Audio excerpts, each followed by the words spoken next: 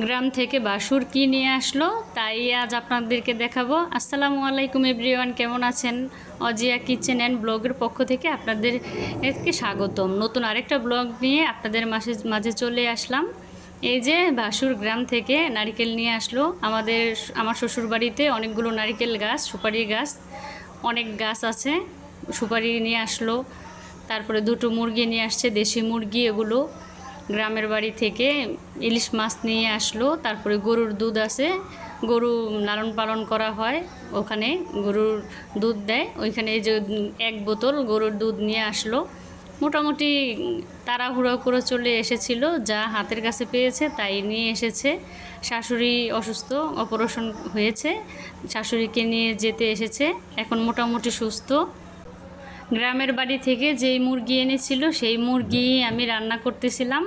প্রচণ্ড গরম পড়েছে বাংলাদেশে, 3 দিন নিম্নচাপের কারণে বৃষ্টি হয়েছিল, তারপরে প্রচণ্ড গরম, রান্নাঘরে আসাই যায় না। তাও কি করার, রান্না তো করতেই হবে, খেতেই হবে, না করে তো কোনো উপায় নেই।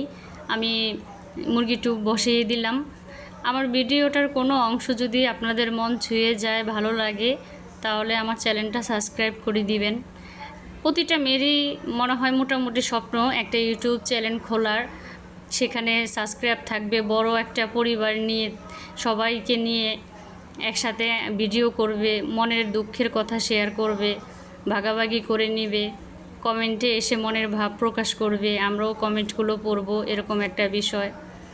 তা আমার যেখানে মনে হয়েছিল যে যার যার ভিডিও সামনে পড়ে আমি সবার চ্যানেল সাবস্ক্রাইব করে দিয়েছিলাম।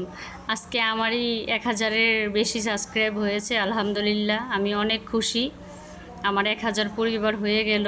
দেখতে দেখতে অল্প সময়ে আমি বুঝতে পারি নাই যে এত তাড়াতাড়ি আমার এতগুলো সাবস্ক্রাইবার হবে। আল্লাহর রহমতে আমি অনেক খুশি। আমি কখনো ভাবিনি যে আমি একটা চ্যানেল খোলার পরে এত তাড়াতাড়ি মানুষের এত ভালোবাসা পাবো, আমি কখনোই ভাবি নাই। মেয়ে বলল শুটকি খাবে, ওর জন্য আমি এখানে শুটকি ভুনা করে নিচ্ছিলাম। ওর লোটটা শুটকিটা অনেক পছন্দ, ও অনেক পছন্দ করে। আজকে বেশ কয়েকদিন বলছিল, কিন্তু রান্না করার সময় আমার মনে থাকে না, আমি 2টো আইটেম রান্না করে ফেলি। আজকে মনে পড়লো, তাই ভাবলাম মুরগি ভুনা, দেশি মুরগি ভুনা, আর সাথে একটু লইট্টা শুটকি একটু ভুনা করে নেই। আজকে দুপুরের এই 2টো রান্নাই হবে। তা আমি এখানে রান্নাটা করে নিচ্ছিলাম। আমি একটু টমেটো দিয়ে মাছটা ভুনা করে নিলে খেতে আমার মেয়ে পছন্দ করে, ভালো লাগে। ও যেভাবে খেতে পছন্দ করে আমি ওইভাবেই রান্না করার চেষ্টা করি। রান্না করছিলাম আর মেয়ে আমাকে লেবু দিয়ে রান্নার মাঝেই অফ ক্যামেরায় শরবত বানিয়ে দিল। আমার 9 বছরের একটি মেয়ে আছে, আল্লাহর রহমতে। সবাই দোয়া করবেন, ও মাদ্রাসায় পড়ে, ও যেন মানুষের মতন মানুষ হতে পারে। আমার ইচ্ছা ওকে আমি হাফেজা আল্লাহ যেন ওরে হাফেজা হওয়ার তৌফিক দান করে। আমাকে লেবু শরবত বানিয়ে খাওয়ালো, বলল আম্মু তুমি ঘেমে গেছো, তোমাকে আমি লেবু শরবত বানিয়ে খাওয়াই। আমাকে লেবু শরবত বানিয়ে খাওয়ালো।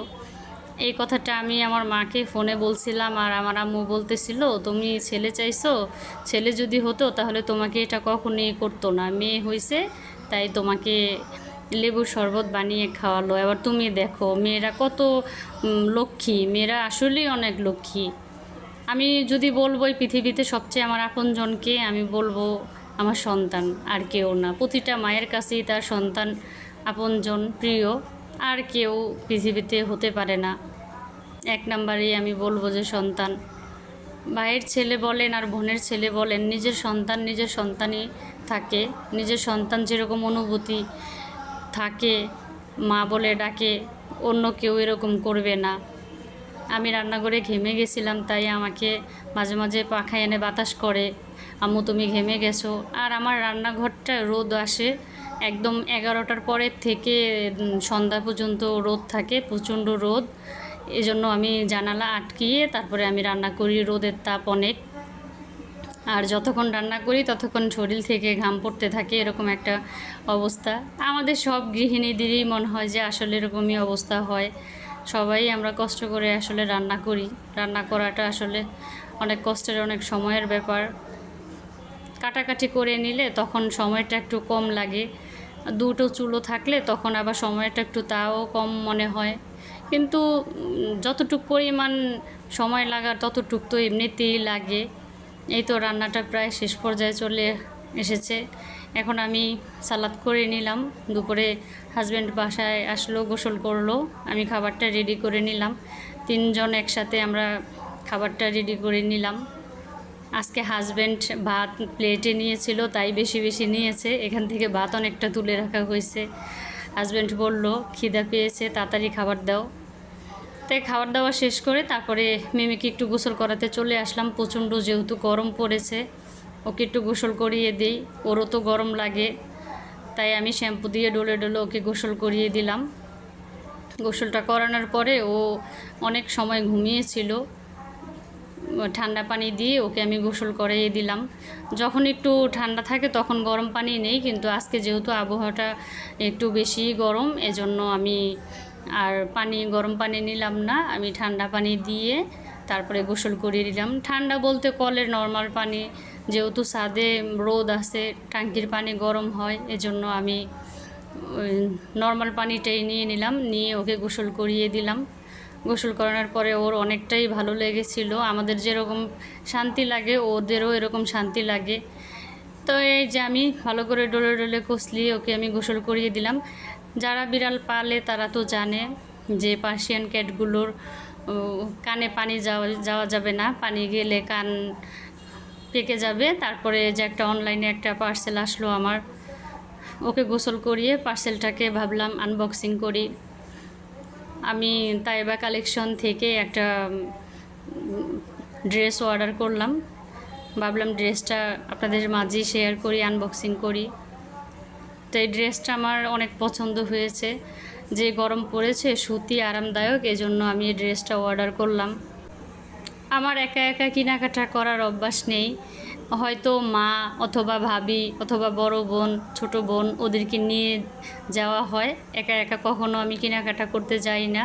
তো অনলাইনে আসার পরে আমার এই ঝামেলা মুক্ত, আমি একা একাই অর্ডার করতে পারি। অর্ডার করলে দেখা গেছে ডেলিভারি ম্যান আমাদের হাতের কাছেই এসে আমাদেরকে আমাদের পণ্যটি দিয়ে যায়। আমার কাছে এই ব্যাপারটা বেশ ভালো লাগে, কার কাছে কেমন লাগে জানি না, কিন্তু আমার কাছে বেশ ভালো লাগে। পছন্দ আরামদায়ক জিনিসগুলো আমরা কিনতে পারি, সংসারের টুকিটাকি জিনিসগুলো আমরা কিনতে পারি। তা আমার মার্কেটে আর যাওয়া লাগলো না, আমি ড্রেসটা অর্ডার করে নিলাম, বাসায় এসেই দিয়ে গেল ডেলিভারি ম্যান। এই জিনিসটা আমার কাছে বেশ ভালো লাগে, কার কাছে কেমন লাগে জানি না।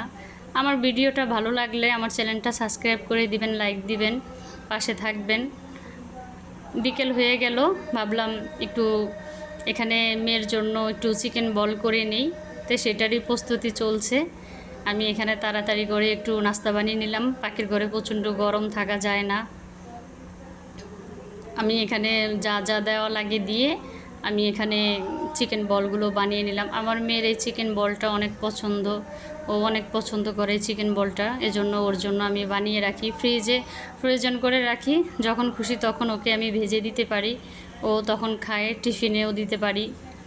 এজন্য আমি বেশ অনেকটাই বানিয়ে নিলাম, ফ্রিজে ফ্রোজেন করে রাখবো। আমি এই তো ভেজে নিলাম, ভেজে ডেকোরেশন করে নিলাম। আসসালামু আলাইকুম।